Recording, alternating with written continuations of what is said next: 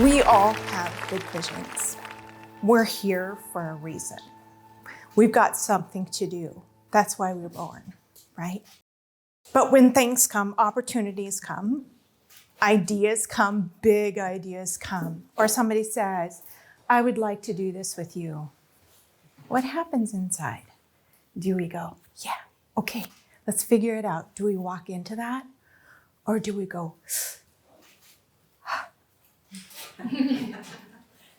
right? Do we have blocks in our world? A lot of times those blocks are from trauma that we've gone through. A lot of those blocks can be trained into us, expectations from our parents, from who knows who. And a lot of them can be because of what's happening in our body when our body doesn't work right. So we're going to talk about those, and I'm going to lead you through an exercise at the end of my talk today to really help you identify that, feel into it, and move it. So I'm Melissa Rose. I'm a functional medicine practitioner. I like to say I'm an autoimmune recovery specialist because that's what I do. And I would like to tell you why. So beginning at the age of 9, I started to have really weird symptoms. I remember thinking, is this how it feels to be old? 9. There was a lot of stuff going on, and we don't have time today for me to talk about that. But as I progressed through my teenage years, like weird things were happening, like periods out of this world, hemorrhaging at 18. And then going into college, working really hard at it, always having this terrible brain fog. Like I always wanted to be the first one in my class. High school, number 2. College, number 2. I could never get to the top because I was like, this is not working right. And I could study until I was purple, pink, and green, and it just didn't work. So the biggest thing that kind of started to make me realize that this wasn't just something that was happening was I was always the morning cook at college. Everybody that was on campus, I'd roll out of bed at 4 o'clock in the morning, go down and fix breakfast for everybody. And this one morning, I rolled out of bed, and I literally rolled out of bed. My legs didn't work. Nothing worked. I had my voice, and that was it. Thank God my best friend was in the room next to me and heard me. They hauled me away, didn't take me to the hospital, which still boggles my mind. I was so not there mentally that I couldn't have made a decision anyway. So they took me to my adopted mom and dad's. I slept for a week. I was walking again, but just really shaky. But that started the progression of my left side starting to go numb. Like by the time I got diagnosed at the age of 33, nothing worked on this side. This side was starting to go, like to grab a hold of a glass. I had no glass, anything in my kitchen. I'd broken it all. By then I was married, the mom of 3 little boys. And I remember I had started 2 businesses. They were going really, really great, but I wasn't. And so I ended up selling one and closing another. And just like for me to walk across the floor, I would have to hold on to one of my boys. I had 3 boys. Thank goodness they were good and healthy and husky. They had to help mom. But I was like, I'm not going to be in a wheelchair. I am not going to have a cane. I'm not going to use anything. I'm 30. So I would put my laundry basket in a chair like that and push it across the floor until I could get to the other wall and walk around the house. This leg, of course, wasn't working, so I had to, make sure that I was positioned well so I could move. So all this time, nobody knew what was wrong with me. I'd go to doctors. I felt like a pincushion. I'd been in every conceivable device to try to see inside my body to see what was wrong. Blood work. Oh, you're fine, honey. You're fine. It's all in your head. Go home, sleep. Or here's a Valium. So finally, at the age of 33, I was diagnosed with multiple sclerosis. And that is the time when my world blew up. I was like, holy shit. I've got these 3 little boys. I knew what that meant.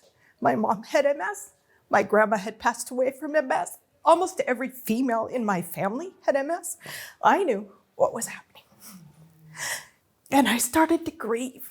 And the doctor in that session with me said, by the time you're 45, you're going to be bedridden. By the time you're 50, well, you're going to be fortunate to get to 50 with how fast this disease is going for you.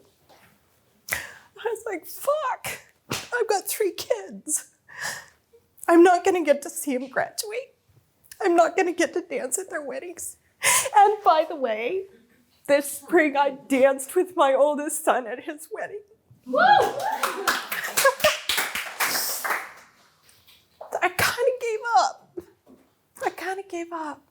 I didn't know what to do. He wanted me to take some chemo drugs to slow down the progression, but inside I was like, no. If this is going to kill me in that amount of time, I want to live every moment as full as I can.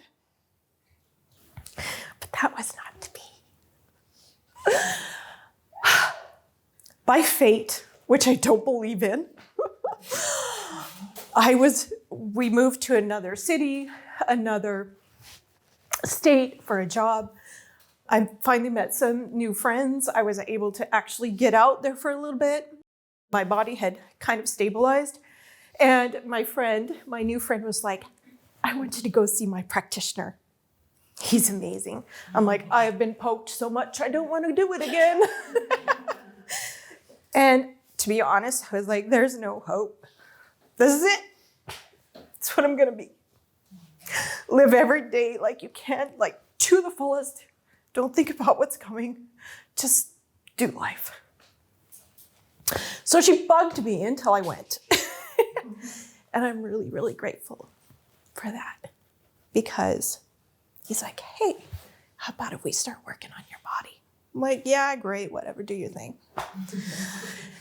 And he's like, how about if we start looking at what's out of balance in your body? I'm like, what does that even mean? Sure, I'll do it. So I started doing what he was telling me. And I thought it was a bunch of hokey pokey. I was like, this is so dumb. But I started doing it, and my body started to get better. I started to get tingles in my hands. I hadn't had those for years. I was like, what's going on? And the feelings started to come up my leg and started to come up my arm. My brain started to clear. Multiple sclerosis is an uncurable disease, right? I'm 47, and I just did a very intense neurological test this month. Actually, one that I'm specially trained in. Even I don't know if neurologists have it yet. I have 0 MS markers.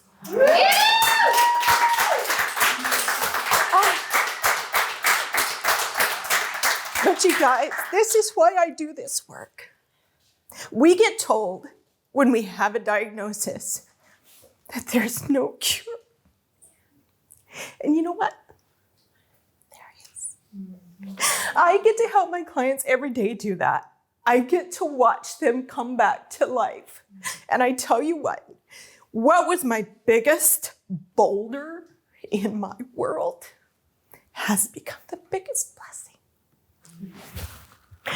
If I hadn't walked 30 years of being sick, I wouldn't know how to be well. I wouldn't know that I could be well. I wouldn't have dove in with everything I have to learn how to help others do this. It's my world. It's my world. And because of that, I've been able to, in my small corner, transform how alternative practitioners look at recovery. Well, we are so amazing. Our bodies are so amazing. You've been hearing this from so many of us today. You don't have to be sick. Our default setting is to be well.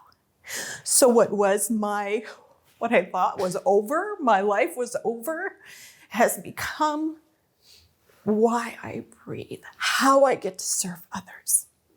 So in our practice, Who thought I would have a practice?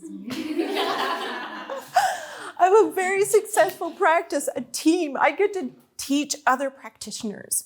2 years ago, we went global. Last year, I was contacted and requested by a multi-million-dollar company to come in and be one of their speakers from their stage for about 6,000 practitioners, doctors, me. And I just told it how it was, how to actually help teach. I was teaching my method is what I'm doing, but I didn't learn that from a book. I learned it from working with thousands of clients and going, okay, this is what the study says. This is what, these things say. Try it. That doesn't work. So let's see what the body actually needs. That's how we change lives. Do you remember a time in your life when your world blew up? Think about that for just a moment. Where do you feel that in your body? If you want to, put your hand there. I always feel mine in my heart, and I can't touch my heart because I have a mic on. Lean into that. Just observe it. No judgment. Just feel it. Breathing in and out through the mouth. No judgment. Just sit with it. What does that look like? If it had a shape, what shape would that be?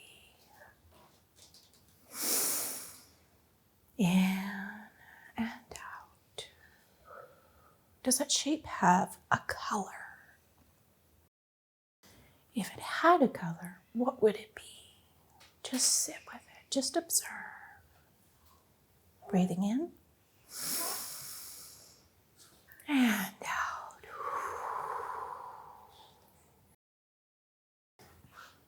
How old is that? Just observe.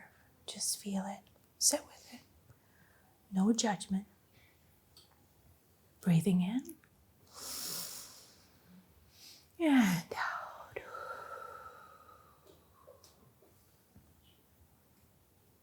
Is that yours or was it given to you? Just observe. Just sit with it. Breathing in and out. What do you want to do with that, if anything? Just sit with it. Just observe. Just be present.